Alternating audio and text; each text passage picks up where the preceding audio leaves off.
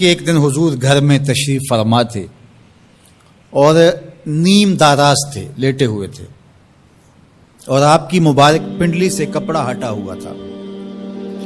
مرد کا پردہ گھٹنوں سے لے کر کے ناف تک ہے۔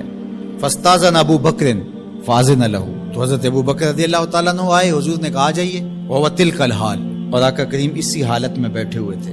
فتحدث، وہ بیٹھے اور حضور سے ہم کلام ہوئے۔ ثم استاذن عمر، پھر حضرت عمر آئے، انہوں نے اذن طلب کیا تو حضور نے کہا آ جائیے، اور حضور اسی حالت میں تشریف فرما رہے۔ فتحدث، وہ بھی بیٹھے اور گفتگو چلتی رہی۔ ثم استاذن عثمان، پھر حضرت عثمان کی آواز آئی، حضور میں اندر آ سکتا ہوں؟ فجلس رسول اللہ صلی اللہ علیہ وسلم، حضور سیدھے ہو کے بیٹھ گئے۔ وسوى ثيابه، اور جلدی جلدی اپنی پنڈلی کے اوپر کپڑا ڈال دیا۔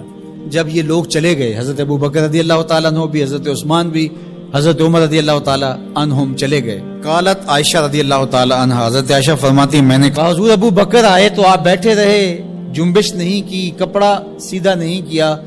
حضرت عمر آئے تو آپ اسی حالت میں رہے اور باتیں چلتی رہی، لیکن جب عثمان آئے تو پھر آپ ایک دم اپنا کپڑا سیدھا کرنے لگے اور اٹھ کے بیٹھ گئے۔ تو سنو میرے حضور نے کیا جواب دیا۔ کہا میں اس سے حیا نہ کروں جس سے اللہ کے فرشتے بھی حیا کرتے ہیں۔ کتنا بد نصیب ہے جو حضرت عثمان غنی پہ زبان درازی کرتا ہے۔ یہ عثمان وہ ہیں جس سے اللہ کے فرشتے بھی حیا کرتے ہیں۔ اللہ اکبر، یہ عظمت حضرت عثمان غنی رضی اللہ تعالیٰ۔ فرماتے ہیں حضرت مرہ بن قاب رضی اللہ تعالیٰ عنہ، حضور نے فتنوں کا ذکر کیا، فرماتے ہیں فمر رجل مقنع فی ثوب، ایک شخص گزرا اور اس نے اپنے سر کے اوپر چادر اوڑی ہوئی تھی، وہ چادر سے اپنے چہرے کو ڈھانپا ہوا تھا۔ فرمایا جب فتنے ہوں گے اور بہت فتنے اتریں گے تو یہ شخص جو گزر رہا ہے، یہ چادر اوڑے جا رہا ہے، یہ اس دن حق پہ ہوگا، یہ ہدایت پہ ہوگا۔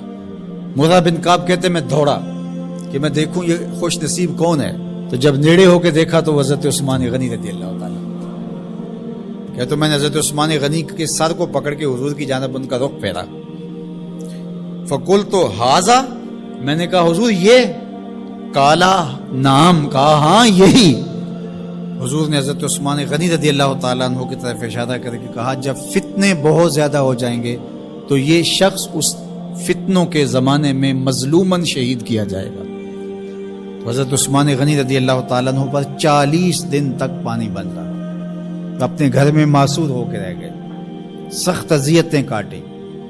شہادت سے قبل آپ کی مبارک داڑھی کھینچی گئی، آپ کو اذیت پہنچائی گئی، اور آپ کی اہلیہ کے سامنے حضرت عثمان غنی رضی اللہ تعالی عنہ کو شہید کیا گیا۔ تو حضرت عثمان غنی رضی اللہ تعالی عنہ حضور علیہ السلام کے پیارے صحابی ہیں۔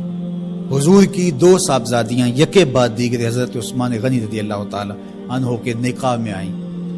آپ کے بہت سارے نمایاں وصف ہیں، جن میں حضور کا 2 مرتبہ داماد بننا، اور پھر فرمایا اگر میری اور بھی صاحبزادیاں ہوتی تو میں عثمان سے نکاح کر دیتا، اور پھر ذوالہجرتین 2 ہجرتیں، حبشہ کی جانب اور مدینہ المنورہ کی جانب، پھر شہادت کا اعزاز، اولین مسلمانوں میں ان کا شمار ہے، 10 مبشرہ میں ان کا شمار ہے، 4 خلفائے راشدین کے اندر ان کا 3را نمبر ہے۔ جمع قرآن اور نشر قرآن کی سعادت اللہ نے ان کے حصے میں رکھی۔ آپ کے اوصاف میں سے 2 وصف بہت نمایاں ہیں، ایک تو آپ کا سخی ہونا، دوسرا آپ کا وصف نمایاں حیا تھا۔ تو آج حضرت عثمان غنی رضی اللہ تعالیٰ عنہ کی ان صفتوں کو، حیا کو اپنے کلچر میں فروغ دینے کی ضرورت ہے، اپنی معاشرت میں فروغ دینے کی ضرورت ہے۔ ایک مرد ہو کے اتنا حیا دار، تو پھر عورت ہو کر حیا کی چادر پھاڑ دے اور وہ اس کو آزادی کا نام دے، تو اس سے وہ نسوانیت کا نور رخصت ہو گیا۔ اقبال نے کہا تھا جس علم کی تاثیر سے زن ہوتی ہے نازن، کہتے ہیں اسی علم کو ارباب نظر موت۔ تو حضرت عثمان غنی رضی اللہ تعالیٰ عنہ حیا اور سخاوت کے بہرے بے کراں تھے۔ بزرگوں کی سیرت اس لیے بیان کی جاتی ہے کہ ان کے نقوش پا کو اختیار کرنے کا جذبہ پیدا ہو۔ ان کا ذکر کرنا اس امت پر قرض ہے، اور ان کی محبت، ان کا پیار اس امت کے رگ و ریشہ کے اندر محو نفوذ ہونا چاہیے۔